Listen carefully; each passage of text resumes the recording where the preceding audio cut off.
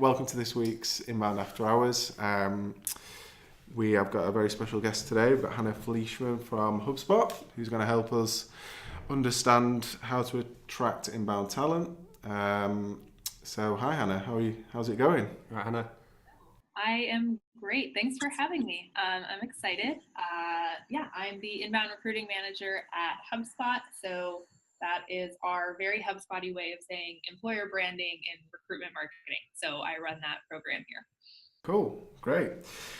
So you've sort of given us a little insight into that. I think just for the guys listening at home, if you could run through your role day to day and sort of what you do, what you get involved in, who you speak to, and sort of what your goals are on the HubSpot side. If you could explain that, that'd be awesome. Definitely. So think about what inbound marketing and the inbound philosophy is. It's to get people to kind of come to you, whether that's to, help them buy your product or service or help educate them on what your business does. It's to create content online and really drive people to your website and to want to learn more about you as opposed to pushing information out. And that's kind of the concept that HubSpot is built on. And we use that philosophy pretty much for everything that we do. The idea that we always want to solve for the customer and add value. So in the recruiting world, we also take an inbound approach. So the way we think about hiring is not just cool, like in the old school days where you would just kind of put up a job posting and hope that somebody applied and give them no information about why your company's great, no transparency into what your culture is like, things like that. We think about hiring more in an inbound way where we want to give candidates and potential talent tons of information about how to find a job at HubSpot, how to apply, tips for interviewing, all this sort of value add content that would not just help them grow, but hopefully make them want to work at HubSpot. So that's how we think of inbound recruiting, and what my team sort of does on a day-to-day looks like a lot of different things. So like a lot of marketers working, we have a 3-person team. So like a lot of marketers working with smaller teams, you're kind of doing everything on a day-to-day from, for us, that means recruiting events globally. We have 7 global offices. So we do a ton of recruiting events. We have a careers blog. We run our jobs website and all of our web pages about working at HubSpot. We do social media. So we have a Facebook page and an Instagram just for our employer brand called HubSpot Life. Shameless plug, go check out #HubSpotLife. Hopefully you like what you see, but that's kind of what our team does. We share with the outside world what's going on at HubSpot on a day-to-day. And then we do a lot of other things related to how do we promote the conversation around diversity in hiring, and how we do all that through content and email nurturing and website and paid ads and all that good stuff. So the 3 are recruiting for HubSpot all over the world. Yeah. So, we are. We're trying to. So we have not the 3 of us. We do the recruitment marketing piece, and then we have a pretty global recruiting team where we have recruiters on the ground doing the recruiting piece of it and reaching out to candidates and working with candidates in all of our offices. But our team really creates the kind of air cover for them so that those candidates already know that HubSpot's a great place to work. Awesome. Oh, nice. So that's basically taking the inbound methodology as people listening that approach that they're taking to their marketing, you are directly applying that to the recruitment process, to bring in applicants in a truly inbound way. That's it's good that you live by the sword, die by the sword with the way you recruit as well. Has that always been the case, or did HubSpot start more traditionally and think actually we should really stick to inbound for our recruitment? Yeah, no, it's a good question. For the most part, we've always kind of, I hate this expression, but I also love it. We do drink our own champagne, or eat our own dog food, whatever you want to say. I think we always have, because we are by nature a content-driven company that wants to truly help whoever our users are, whether that be a candidate or a customer, or whoever. Like, I think HubSpot always has truly cared, and that comes through in how we do things, even if we've never structured it or formally done it. So when I started at HubSpot, it was about 5.5 years ago, and we had 300 employees total. We only had 1 office, and that was in the US. And now we have about over 2,000 employees all over the world. So at that time, we didn't have we had never even thought of what inbound recruiting is or used those words. I think we maybe had 1 or 2 full-time recruiters, and we did, recruiting the way most companies would do recruiting, but at the same time, we were putting together our culture code. So our co-founder and CTO, Dharmesh, published the culture code around that same time, about 5 years ago, and that was like a 130-page slide deck all about what we value, how we work, what our perks are like, how we're flexible, things like that. And he just published that because he thought it was an important piece of content to share. There was no like recruiting motivation behind it. It was just like, we care about this culture stuff and we're content creators. So the two kind of came together. So that slide deck has about 3 million views today, and it's this top reason that people say they want to work at HubSpot.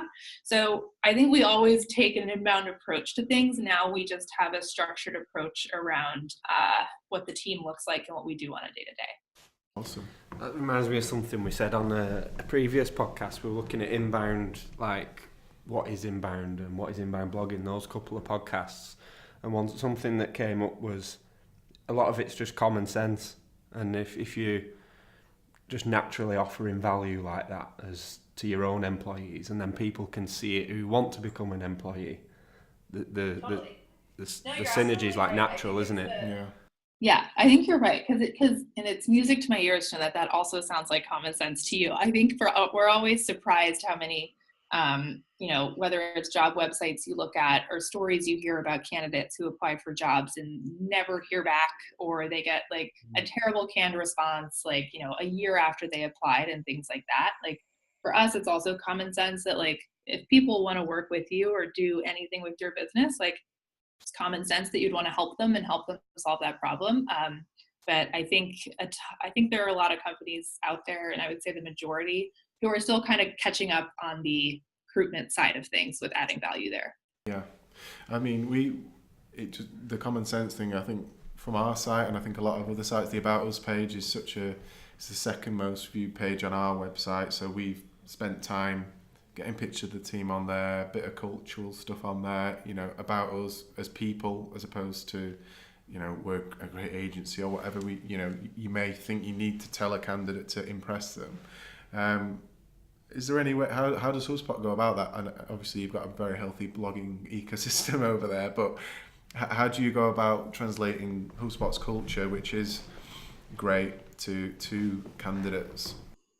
The first piece is actually probably it's important to figure out internally that everybody deeply understands what your culture means, because otherwise, if you talk to candidates, you meet them at a networking event, you interview them or something, you share content, you might have a completely different definition of what culture is at your company that somebody else does. And I think that can get a little tricky because it's not an aligned experience for the people you're trying to recruit. So I think, publishing the culture code and talking about culture so much internally here means any HubSpotter that you ask in any office, I can guarantee you, if you say, how would you describe HubSpot's culture in 2 or 3 words, they would say the same thing. They would say transparency, autonomy, and flexibility, and all those things help us grow. I don't want to bet $1 million on that, but I can guarantee you that for the most part, people would say that or some version of that. And that's not because we're marketing it all the time. It's because we talk about it a lot and we care about it a lot. So I think the first piece is that you have to solve it internally first, because then it becomes easy to tell the story and do the marketing. So I think there are 2 ways we do that. The first piece is kind of the proactive content that my team creates. So we have a pretty robust jobs website where we get into detail about how every department works and the things that they do on a day-to-day, and photos and videos of day in the life and that sort of thing. I think the jobs website is a piece of it. And then we share a ton of content. We do like 2 to 3 weekly Facebook Lives where we talk to HubSpotters about what they work on, how their teams work, things like that. And then anytime there's some sort of culture activity, event, anything going on, we share it.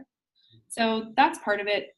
The other piece is that I actually think, especially for smaller companies that don't have huge recruiting teams and that want to do more recruitment marketing but don't have resources, like empowering your employees to create and publish content about your culture is going to be so much more effective than trying to do it all yourself. So we have a careers blog, but we have a full-time person dedicated to creating content on the careers blog. So not everyone is going to have that. And before we did, we just made it really easy for any employee to share and use hashtag HubSpotLife, and we'd help them edit content if they wanted to publish it on their own blog, on their LinkedIn, write about it, whatever. I think it's coming up with a little bit of structure for helping employees use their own voice too. Great. Yeah, thinking for the in-house guys listening, that idea of creating, it doesn't have to be 130 slides, but maybe like some sort of, a few slides on culture. No, it has to be 130 slides. Everyone wants to read all the way till the end. I promise you. Well, I'll send you a Cliff Notes version. We need a shorter version.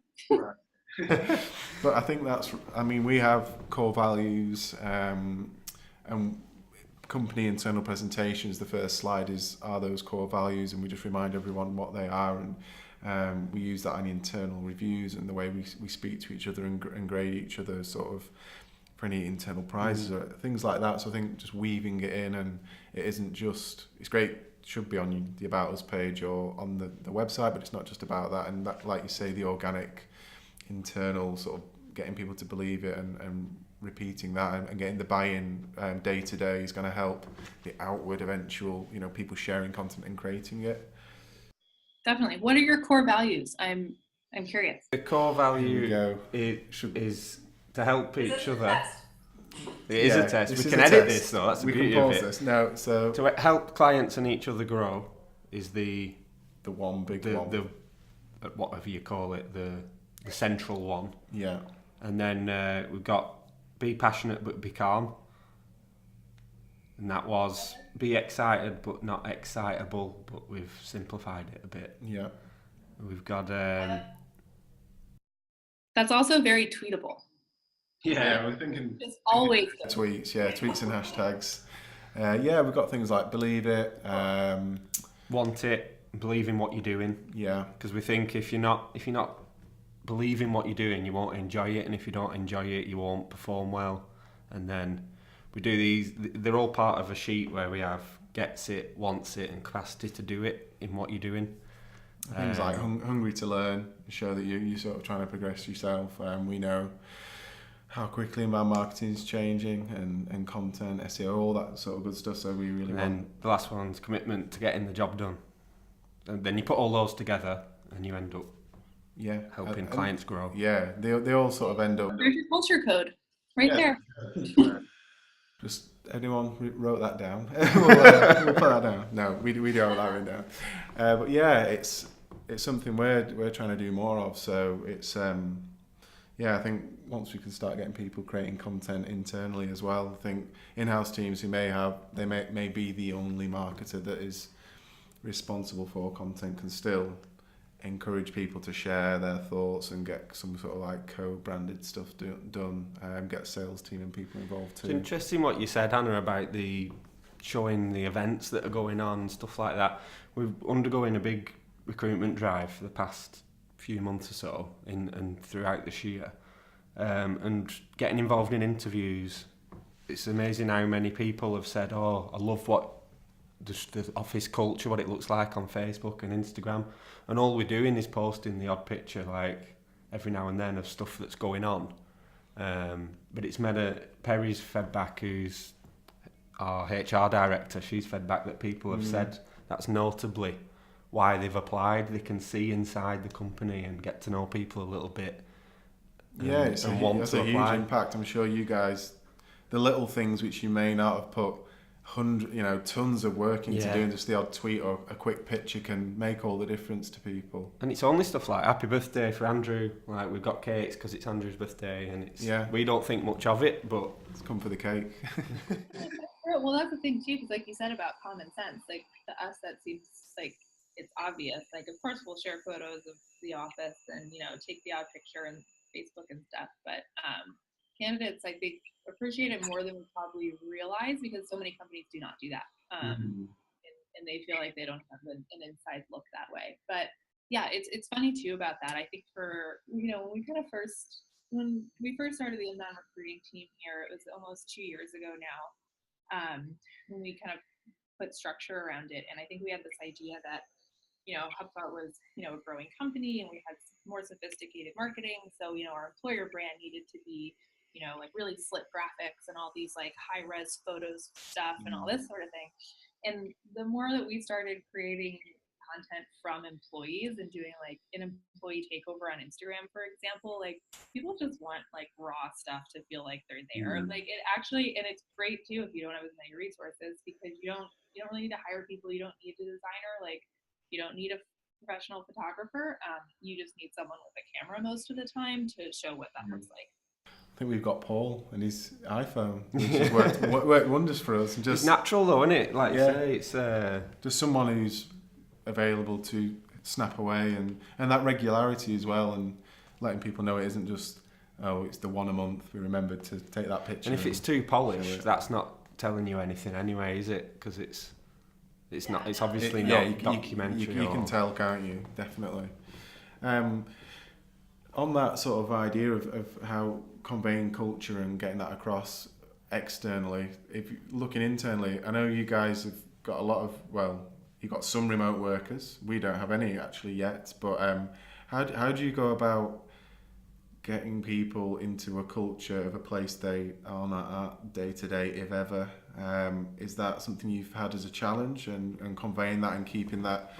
I know you guys have got a lot of documentation on that side of things, but sometimes obviously that is just a slide deck. And how do you go beyond and keep those guys engaged and on the same page as everyone who's in Boston with you? Global culture and how we scale that. Yeah, sure, definitely.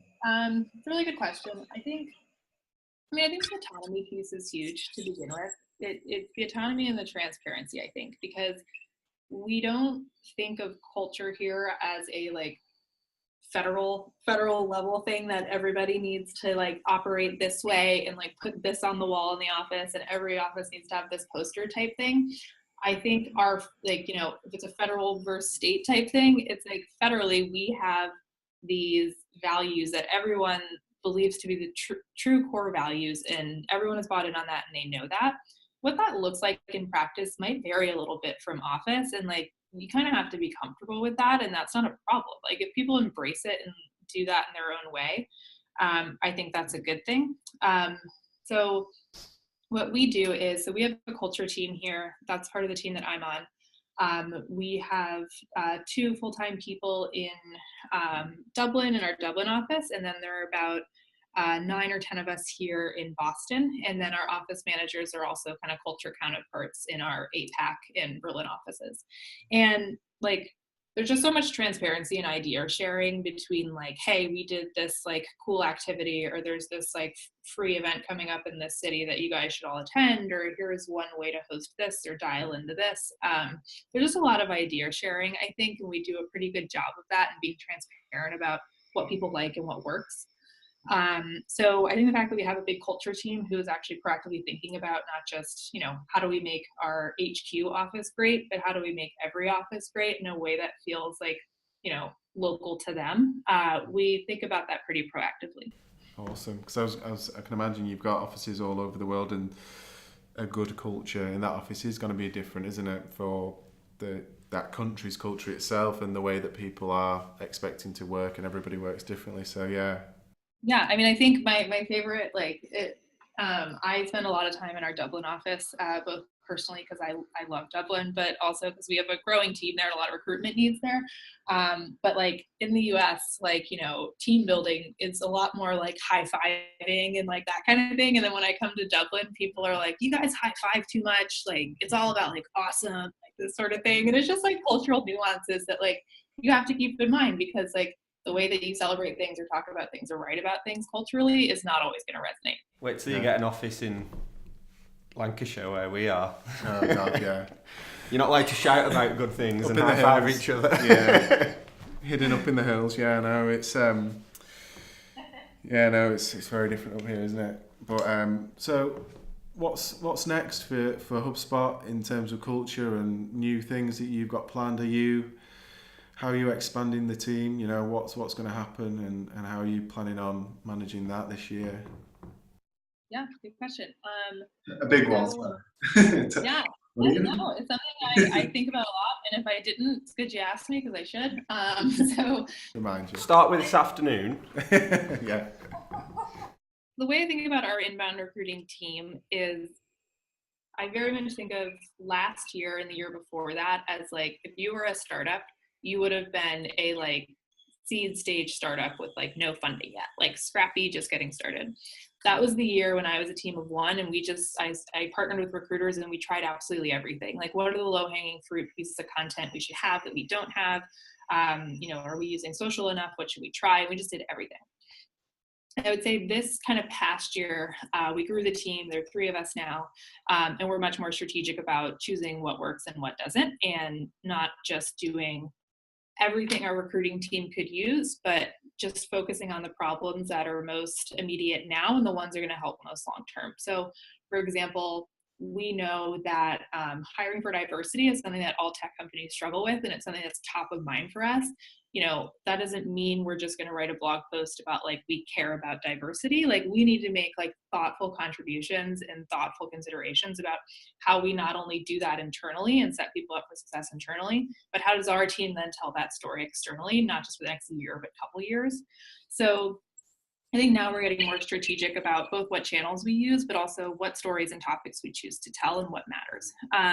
So I think there's that. And then moving forward, I think we're just going to get more robust and more strategic about how we do that. So we're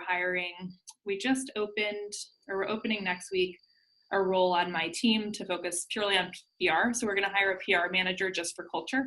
So that's proactive pitching globally about workplace stuff and culture and flexibility and why HubSpot's a great place to work. So the next move is we have this great internal content machine and this great events machine. The next piece is the PR piece. Yeah, awesome. And what sort of methods are you using? Obviously, content makes sense, and I know you guys have got that sorted. Are you looking at do you do paid ads? Do you do email outs? Obviously, you've got a decent sized database there to be working with. What sort of things are you looking at and using this year? Yeah, we're so we don't do a ton of paid ads. We've done some LinkedIn ads. I think it's just in our DNA that we don't love to pay to play. We'd rather create the content. That said, there are certain markets and roles that are really hard for us to reach people in, and in that case, we'll do some paid ads. But a couple of things I'm excited about are one is video. So we do a lot of video right now. We're going to not only do more, but I think we're going to start doing it better. So I mentioned we do about 2 to 3 Facebook Live videos a week. That's usually some form of like a Q&A type thing with a leader or HubSpot or hiring manager. And those are performing really well, and they're quick for us to put out as a small team, which is really cool. Next up, we're trying video job descriptions. So, just really lo-fi, someone talking about, I'm hiring for this role. Here is what would make a successful candidate. Here is what the work would be, a minute or less, and just see if that's a little bit more dynamic than a very boring job description, which most of them are. So I'm excited about that. And then another thing we're thinking about is we have the long form content thing down. So, you guys are inbound marketers, like blogging works, blogging is great, but it's a slow burn. And our careers blog is great, but it's going to be kind of our SEO source long term. And I'm really glad we have it to share ideas. That said, we need a way to get more content out faster from the people that want to share it. So from all of our director levels and above, our hiring managers.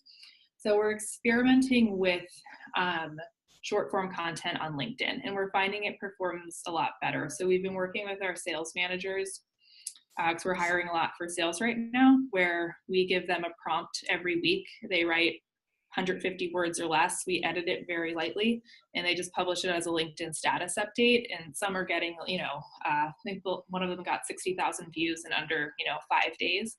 So that short form content is just performing better on LinkedIn. So we're trying out more experiments like that. Awesome. That's really good. It's good to know. It's good. That's useful for us from our marketing. It's useful for people listening in terms of recruitment, but also just repurposing your content. It's yet another thing that you do with your content anyway. So why wouldn't you do it for recruitment? Definitely. It's about evolution of content and the job ad to video, which we're doing with ebooks and blogs, and it makes complete sense to just to use that and those ideas that we read about tons in the marketing side, and just take that and use it throughout the company. Awesome, cool. So one thing we ask most people that work at HubSpot is, are you going to Inbound this year? Will we get to see you? Because we're going. Oh, you're coming? Yeah, we'll be there. Yay! Were you there last year? Yeah. So we've been the last few years. It was my first one last year. Great. Yeah. I really geeked out over Michelle Obama, as I know everybody did. But it was a really great. I thought past year was the best year yet. It seems to get better every year, and bigger and more scary and harder to get to things. Although it is getting better because we can book things now. But yeah, it was Paul's first. Blew my mind a bit. Like coming down, like Andrew was like, honestly, like. I prepared him as best I could. I said, you'll walk into the main area, go down the escalators and be like, okay, all right, okay. From Clitheroe, where we are, where no one has a clue what inbound marketing is, to I was not expecting 15,000 people like chanting inbound as like... With a DJ cool. On top of the big crane. And, it's a marketer's Disney World, or like in a normal... It is, I can't wait for this year. I'm so happy you'll be there. Yeah, so, we're looking forward to it. And hopefully, I think we're taking a handful of people this time. So, yeah. The biggest team yet, I think. Yeah, I think so. So, hopefully we'll bump into you there. But yeah, that's everything, I think. Anything else from you, Paul? No, just what's lunch like at HubSpot? It's a big thing for me and Andrew. So yeah, we're quite food orientated. It's like here in my marketing, just lunch is a big thing for me too. I don't know yet. We'll just see what comes my way. You know, we'll see what looks good when I get to the HubSpot kitchen. Yeah, we know Dublin HubSpot has good food, so I can imagine you guys have got something similar, equal over there. Yeah, we have a pretty well stocked kitchen, so we'll see what I can make in there. So, Hannah. Cool. Okay, well, thanks guys for watching. Thanks Hannah for joining us. Thank you. This was fun. I realized too, if it's inbound after hours, I probably shouldn't have said that it's lunchtime. Did I blow up your spot? But the only difference is we usually have like a pint or something with us, so we slipped up there. We could have done with that. But I would have been jealous, so I'm glad you didn't do that. That's good. Cool. Okay, guys, thanks for watching, and we'll see you again next time. Thanks a lot.